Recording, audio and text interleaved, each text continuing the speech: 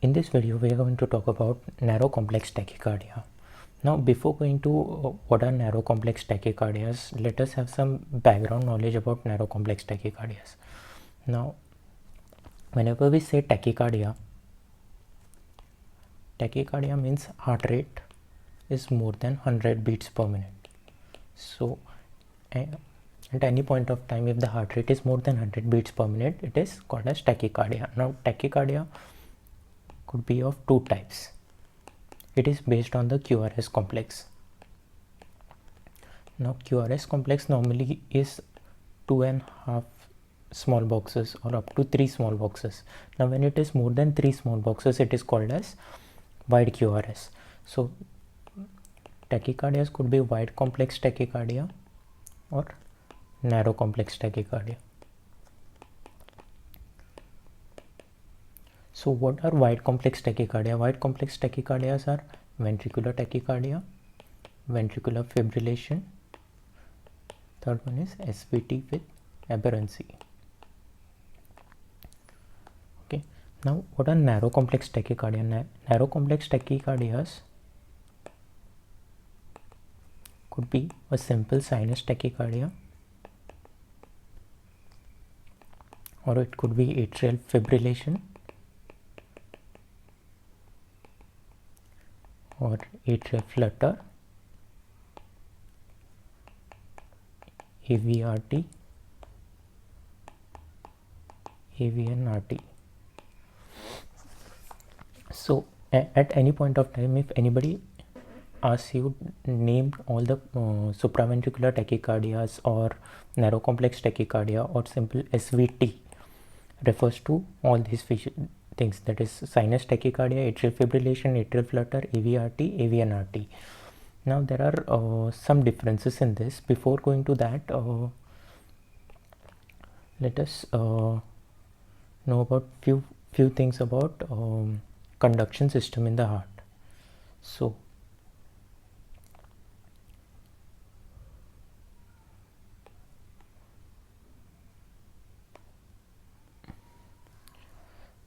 first thing is I'll draw all the ECG vectors first.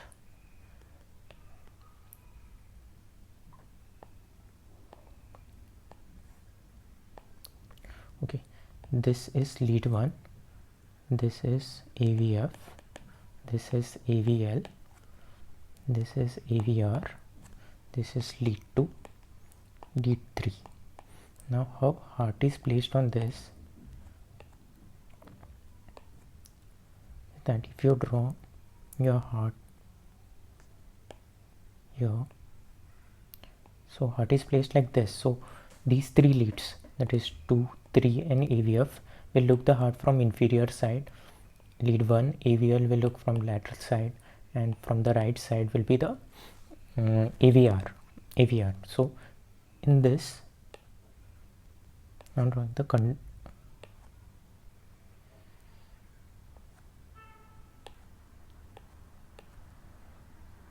conduction system. SA node is located close to the superior vena cava on the posterior wall of the right atrium.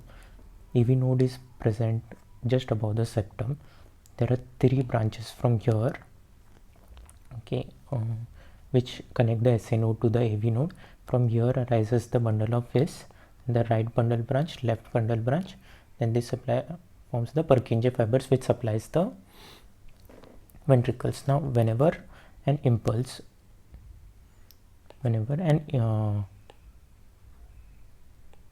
is generated from the SA node, that wave will have a P wave, then a PR interval, then a QRS complex, followed by T. And the QRS, whenever the impulse travels through the AV node, bundle of His, Purkinje fibers, and the ventricles are depolarized by the Purkinje fibers, the QRS complex is narrow. If the ventricles are not depolarized by Purkinje fibers, then the QRS is wide. Or if there is block in the conduction, like if there is block here, then the current will travel like this, then from here it will go and depolarize the left ventricle through the ventricular musculature, so that is not through the Purkinje fiber, so that will also called wide QRS. So whenever you find a narrow QRS complex, that means that the ventricles are depolarized via Purkinje system, and wide QRS means the ventricles are depolarized through the ventricular musculature. So this difference is important because now whenever an impulse is generated anywhere above this area or even above this area, the QRS complex will be narrow. So any arrhythmia arising from this region will be narrow complex tachycardia unless there is some defect in the conduction system. Okay, so these are the basic things. Based on this, now we'll go to ECG. Now in my last video we had discussed how to read an ECG, like basic things about rate, rhythm, and localization of myocardial infarction, etc. So whenever you see an ECG, first thing is that you see whether the rhythm is regular or not. Now if you see how to say that rhythm is regular, it is by using a paper method or just seeing that the difference between the two R waves, here the distance between these two distances should be equal. So when these two distances are equal, it is regular rhythm. Next thing is that we calculate the rate. The method which I showed you, that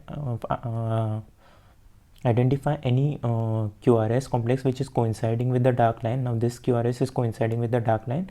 If the next QRS was coming here, the rate would be 300, 150, 100. So here the rate is 100 beats per minute. So 100 beats per minute means it is tachycardia. So this is regular tachycardia. Next thing is that we see for QRS complex. If QRS complex is more than 3 small boxes, it is wide complex tachycardia.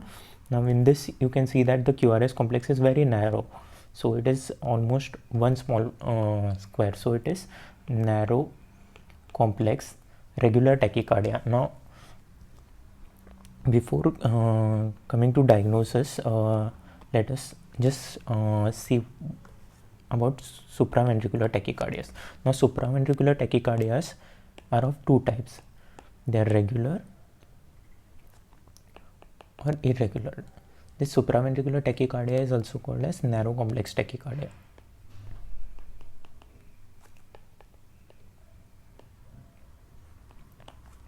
Now irregular supraventricular narrow complex tachycardias are of two types. These are atrial fibrillation, which we commonly know. The second thing is multifocal atrial tachycardia, which is a benign arrhythmia. Now regular tachycardias can be again of three types. When there is 1:1 AV response. 1:1 AV response means there is one P wave, one QRS. For every QRS there is one P wave. These are AV and RT, focal atrial tachycardia. Okay. If there is AV block and there are A's are more than V, that is P waves are more than QRS complexes, then it is atrial flutter. Okay. And rarely AV and RT with 2:1 block below bundle of S. The third type is that where there are V's more than A's, that is QRS complexes are more than atria, that is junctional tachycardia. So in narrow complex tachycardia could be regular or irregular. Irregular are atrial fibrillation and multifocal atrial tachycardia. Regular, that is 1:1 AV response, is AV and RT, focal atrial tachycardia. Then A is more than V is atrial flutter, rarely AV and RT, and V more than A is junctional tachycardia. So with this background knowledge, we'll see this ECG. In this, we diagnose that it is regular narrow complex tachycardia. Now one thing is that whenever P wave is upright in lead 1, lead 2, AVF, lead 3, as well as AVL, what this indicates is that if P wave is upright in all these 3 leads, it means that the pacemaker is SA node or close to SA node.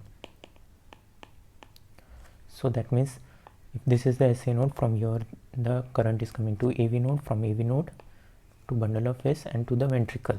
So whenever the pacemaker is SA node or close to SA node, the P wave is upright in lead 1, AVL, 2, 3 and AVF, that is lateral as well as inferior lead, because the axis of the P wave is going towards this lead. So if you see in this ECG, you can find that for every QRS there is one P wave. The QRS is narrow, the rate is 100 and it is regular. So narrow complex regular tachycardia with P waves similar to P waves arising from the SA node. That means this tachyarrhythmia is sinus tachycardia. Now sinus tachycardia could be of two types. It is regular sinus tachycardia, that is where the heart rate increases in response to exercise or some acute illness like fever, infection, or maybe hyperthyroidism or anemia. That is called as regular sinus tachycardia, that is physiological sinus tachycardia. If heart rate increases without any underlying cause, like underlying physiological cause such as exercise or fever, etc., then it is called as inappropriate sinus tachycardia. Now coming to the next ECG.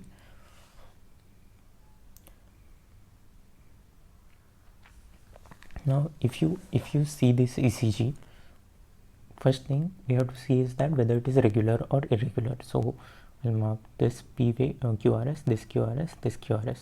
The distance between them, if you see, is nearly same, so it is regular. Now coming to rate, I'll find out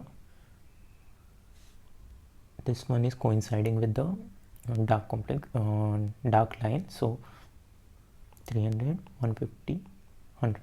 So the rate is 100, so it is tachycardia, regular tachycardia. Now the QRS complex is almost 1 small square, so it is narrow complex tachycardia. So narrow complex tachycardia, which is regular. Now coming to P waves. Now P waves, if you see here, are normal in this leads in 2, 3 as well as AVF. If you see, the P waves are negative. The P waves are negative. Even in V3, if you see, the P wave is negative. V4, the P wave is negative. V5, the P wave is negative. V6, the P wave is negative. That means the pacemaker is not SA node. That is, the current is not arising from the SA node. So if you consider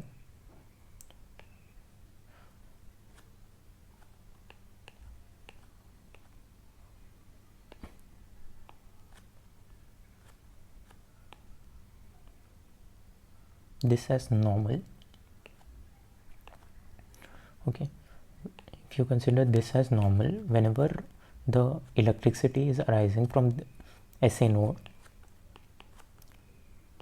so current will flow like this. So our lead 2, 3 AVF are seeing the out from this direction, AVL lead 1 from this direction.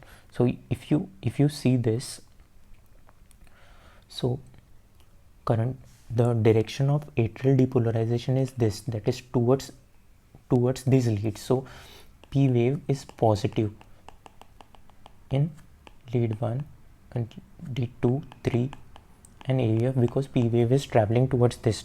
But in this ECG, if you see,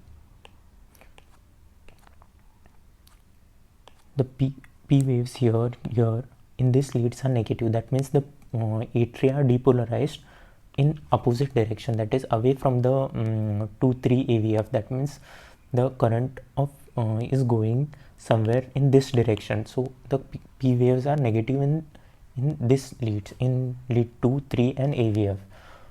That means the pacemaker is not the SA node, so it is not sinus tachycardia. So what happens is that if this is the AV groove, if some pacemaker is here or some reentrant track is here, it will cause movement of impulses in this direction and this direction, so both directions, but the atria are depolarized in an opposite direction as normal. As a result, 2, 3 and AVF have a negative P wave. So this, and if you see this P waves are of similar morphology in 2, 3 AVF as and if you consider lead 1 and AVL, their morphology does not change. That means that it is arising from a single focus. Maybe the focus is here or here, anywhere, but the focus is single. That is, the morphology is not changing in with each beat. So this is coming from focal, but it is arising from the atria. So it is focal atrial tachycardia. Now, based on the P waves, focal atrial tachycardias. The location of focal atrial tachycardias can be diagnosed on ECG. The most common location of focal atrial tachycardia is a groove between the inferior vena cava and the tricuspid annulus. It is called as isthmus. It is located here somewhere very close to the AV node. As a result, the P waves are negative in 2, 3 and AVF. Okay, this is the most common location, that is isthmus in the right atrium. If the P waves are, suppose P waves are negative in lead 1 AVL but positive in 2, 3 and AVF. So this means that the direction of the P wave is again in this direction, but it is straight vertically downwards. So this would be at the apex of the right atrium or close to the superior vena cava. So in superior vena cava, you get negative P waves in lead 1 AVL, positive in 2, 3 AVF. If it is arising from the coronary sinus as well as the isthmus, it is P waves are negative in 2, 3 AVF. If it is arising from the left atrium, then in V1 you get P waves which are positive, and in lead 1 and AVL P waves are negative. So based on this, you can roughly say the site of focal atrial tachycardia. That is, how we diagnosed focal atrial tachycardia is first whether it was regular tachycardia or not. Then second, coming to whether it was narrow complex or broad complex. It was narrow complex. Then P wave morphology. P wave morphology was negative in 2, 3 as well as AVF with positive in lead 1 AVL. That means the focus is not the pacemaker is not the SA node, it is somewhere in the atria. So whenever the P waves are negative in the inferior leads, it means the location of the pacemaker is close to the AV node.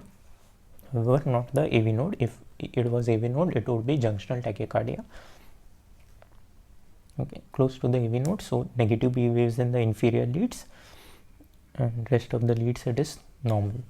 So that means the tachycardia is focal atrial tachycardia with location close to the AV node. Now, in this ECG, first thing is that whether it is regular or irregular. Now, this distance and this distance, there's a difference. See, this is shorter distance, this is longer distance. So it is not regular, it is irregular. Now what we said is that whenever irregular narrow complex tachycardia, irregular tachycardia is there, we had our two differential diagnoses in supraventricular tachycardia, that is atrial fibrillation and multifocal atrial tachycardia. Okay, so next thing was that we see the rate. This QRS is coinciding with the dark line, so 300, 150, it is more than 100, so it is irregular tachycardia. And the QRS, if you see, is less than it is less than 2 small boxes, so it is narrow complex irregular tachycardia. So now we need to differentiate two types of narrow complex irregular tachycardia, that is atrial fibrillation and multifocal atrial tachycardia. So if you see in lead 1 as well as lead 2 AVF, in all these leads you can see P waves clearly. If you can see P waves clearly in the limb leads, it rules out atrial fibrillation. In atrial fibrillation, the atria are not contracting, they are just fibrillating. As a result, you cannot see P waves on ECG. So if you can see P waves on ECG, it rules out atrial fibrillation. Now for multifocal atrial tachycardia, there is one criteria, that is more than 3 morphologies of P waves should be demonstrated in one lead. Now if you consider this long lead, here you can see one P wave, this P wave. If you see the morphology between the two P waves, the morphology is not same. This is like taller, this is short, steeper P wave. And if you see this, all these 3 P waves have a different morphology. Even if you see these two are similar, this one is not same as this one. So there are more than 3 types of P wave with narrow complex irregular tachycardia, means multifocal atrial tachycardia.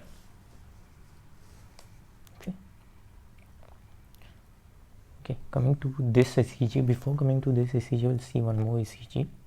Okay, this ECG. Now, as we said, like for all the ECGs, see first whether it is regular or irregular. Now if you see, the distance is not changing, so it is regular. Now whether it is tachycardia or not, rate is more than 100, so it is regular tachycardia. Third thing is, it is not wide, so it is narrow complex regular tachycardia. So narrow complex regular tachycardia. Next thing is, we see P waves. Now if you see this QRS, before QRS there is no P wave, so none of these leads show P waves. So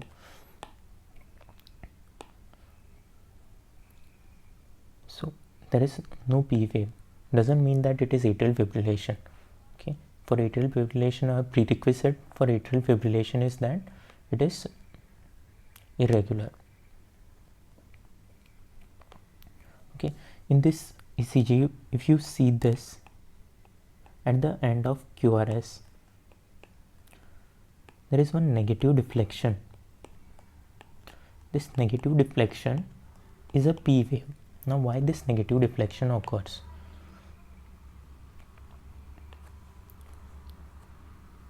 This is the SA node, this is the AV node.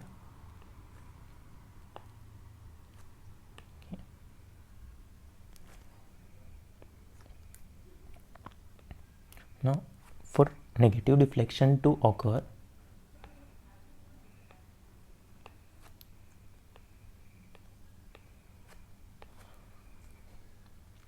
if the current is arising from in this direction means it will go here from the AV node. If it is arising from the AV node, what will happen is that QRS and P wave will occur at same time, but the normal direction of the P wave is this is the normal vector. However, if it is arising from this, the vector will be in the opposite direction. As a result, what will happen is that you will get a narrow QRS, but at the end of that you will get a small negative deflection, because the P wave is arising from the AV node and both are occurring together, because atria and ventricle are contracting together. As a result, you get a negative P wave. But this is true in cases of junctional tachycardias. Now if there is a concept of re-entry. Now re-entry is the most common cause of arrhythmia in any for any arrhythmia, the most common cause is re-entry. For most of the re-entry, you have to consider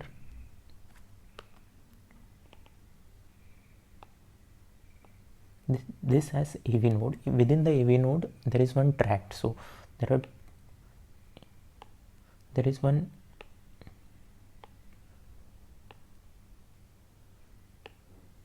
if this is a non-excitable tissue, around the non-excitable tissue there could be two tracts. One is this direction, one in this direction. Okay, so there are two limbs around the non-excitable tissue. One tract would be slow conduction tract. It is slow conduction tract with short refractory period, and the other one is fast conduction with long refractory period.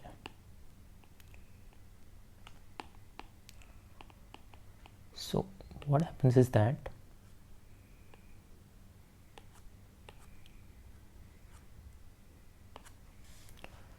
a impulse, suppose SA node fires, impulse comes here, goes here, through rapid conduction it travels like this, through slow conduction, slow it reaches here, and it is blocked here because of the rapid conduction system. But this is when a normal sinus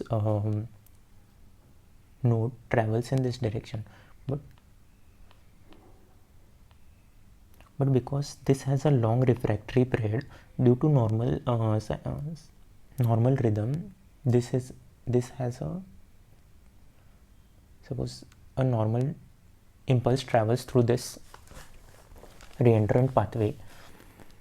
Now once the depolarization is over, this both the tracts go into refractory period, and during this refractory period, if a premature atrial activation occurs, premature atrial beat is fired from some other direction from the atria, this travels here rapidly, but because of this the fast conduction has a longer refractory period, it cannot travel in this direction, so it travels slowly through this direction. Because the slow conduction has a shorter refractory period, it travels here. When it reaches the this point, the fast conduction pathway, which has a long refractory period, the refractory period is over and this can be excited, so the impulse again enters this tract and a circus movement is generated around this non-excitable tissue. This is called as re-entry. Now if there is re-entry within the AV node, if a re-entrant tract like this is present within the AV node, so the premature impulse once comes here, goes on circling here, and then it goes towards the atria, goes towards the ventricle. So what it produces is that a retrograde P wave and a narrow complex, because the QRS because the ventricles are depolarized through the Purkinje system. So whenever there is a reentrant pathway within the AV node, it produces a reentrant tachycardia, which is called as AV nodal reentrant tachycardia or AVNRT.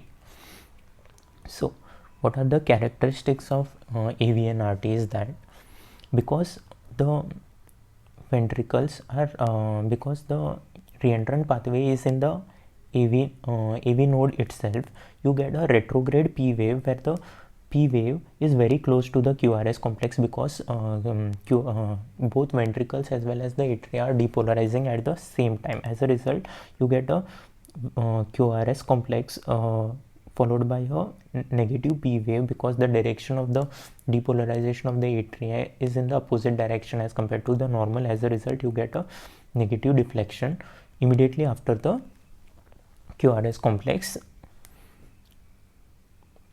So if you considered from R to P, the distance from the R wave to the P wave is very short.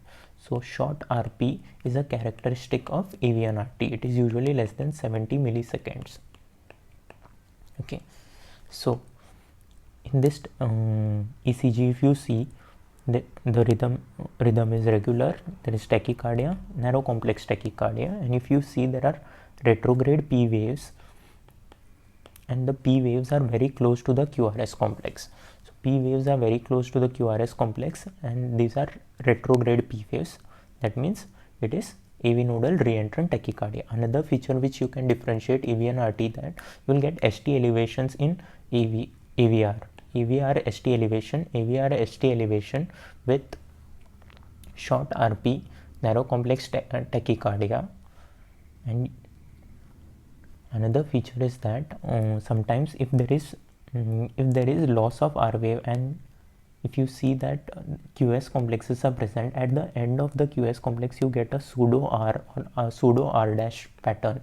That is also another feature of AV and RT. So there are three things to identify AV and RT: is that retrograde P waves, which and the RP is very short, usually less than 70 milliseconds, ST elevation in AVR, and pseudo R or pseudo R dash sign.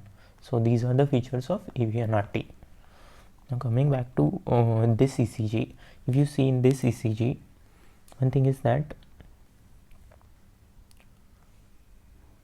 the rhythm, if you see, rhythm is regular, and the rate, if you see, is about 150, so it is tachycardia. Now if you take a good QRS complex like this QRS complex, it is about 2 small squares. So 2 small squares is again narrow complex tachycardia. So narrow complex tachycardia, but here if you see,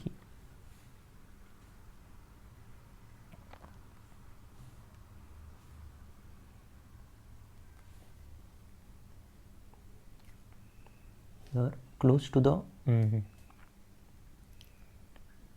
at the end of S wave, ST segment, at the end of ST segment within the T wave, there is one negative deflection. Now this negative deflection is again the P wave, but here if you see, the RP is more than 70 milliseconds, or RP is not short, RP is long RP. Long RP indicates that it is AVRT, that is atrioventricular reentrant tachycardia. So how to know it is AVRT? Now this is the normal conduction system.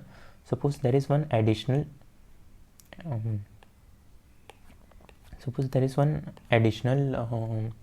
conduction pathway, such as bundle of Kent. So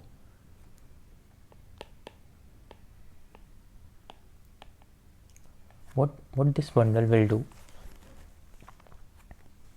Now impulse will go in this direction, reach here, go here. Now from here the bundle of Kent is again stimulated, so the impulse will go like this, impulse will reach here, impulse will again come back here. So impulse will go from here, again come back from here. So a circus movement is generated, but the reentrant tract is very big here, because it has to go reach ventricle, come back through the bundle of Kent, again through the AV node, it has to go back to the ventricles. So the circus is very big. As a result, the atria are depolarized late. So once atria are depolarized late, it means that the P wave will come late. As a result, the RP is long. So long RP with features similar to AV and RT is AVRT. Now AVRT sometimes without tachycardia, if this patient comes to you, you will see that there is a P wave and the PR is short, and it is replaced by one small wave called as delta wave. Delta wave, short PR, and apparent prolongation of QRS.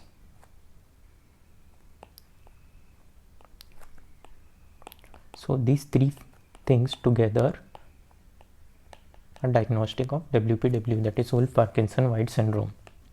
Okay, so short PR, apparent prolongation of QRS with delta wave, that is slurring of the upstroke of the upstroke of the R wave is delta wave, that is all these three together form the WPW syndrome.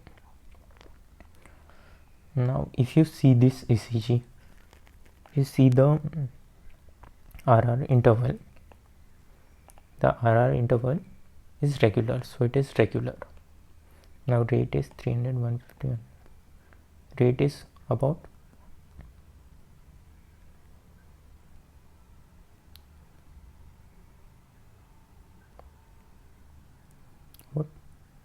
75 in this ECG.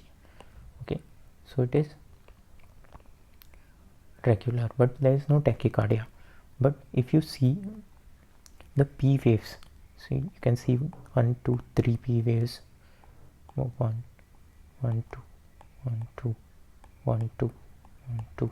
So at least the rate of P wave, that is atrial rate, is higher compared to the ventricular rate.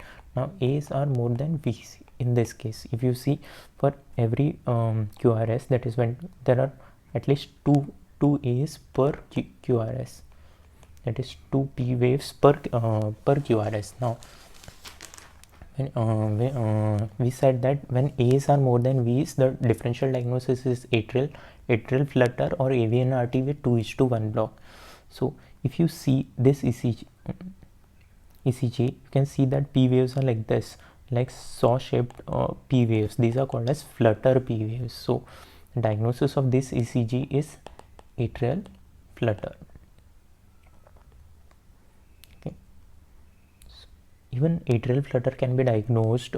Site of atrial flutter, that is due to atrial flutter is due to re-entry. Site of re-entry can be diagnosed as I discussed with focal atrial tachycardia, that is if it is close to the AV node, the negative flutter waves will be present in 2-3 AVF. It is close to the SA node, positive flutter waves will be seen in 2-3 AVF. Okay, in this ECG you can see that there are negative flutter waves in inferior leads, that means the focus of re-entry is close to the AV node. If you see this last ECG, in this, if you see the rhythm, the RR interval is changing, that is it is irregular rhythm.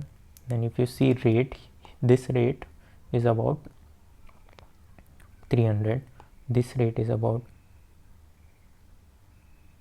75. So, and this rate is again changing. So in such cases, if it is changing with each beat, you have to take calculate total QRS in 30 large boxes. 30 large boxes, that is 6 seconds ECG you have to take, and then the total number of QRS you have to multiply by 10, so you will get the rate. So in this case the rate is about 150, so it is irregular tachycardia. Okay, it is QRS, if you see, is about 1.5 small square, so it is narrow complex irregular tachycardia. So narrow complex irregular tachycardia differential diagnosis was multifocal atrial tachycardia and atrial fibrillation. Now if you see in this, you cannot see any P waves. Okay, if you see, you cannot see any P waves when the P waves are absent and the rhythm is irregular, and if you see here, it is irregularly irregular. So the diagnosis is atrial fibrillation. Now some people might argue that if you here the waves are similar to atrial flutter, but there is something called as fibrillary waves.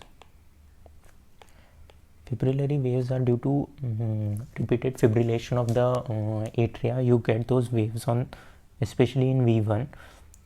If they are very fine, they are called as fine fibrillary waves, and waves like this are coarse fibrillary waves. Coarse fibrillary waves, when rate is low rate, you get coarse fibrillary waves, and rate is high, you get fine fibrillary waves. So with this we have completed most of the narrow complex tachycardia. Thank you.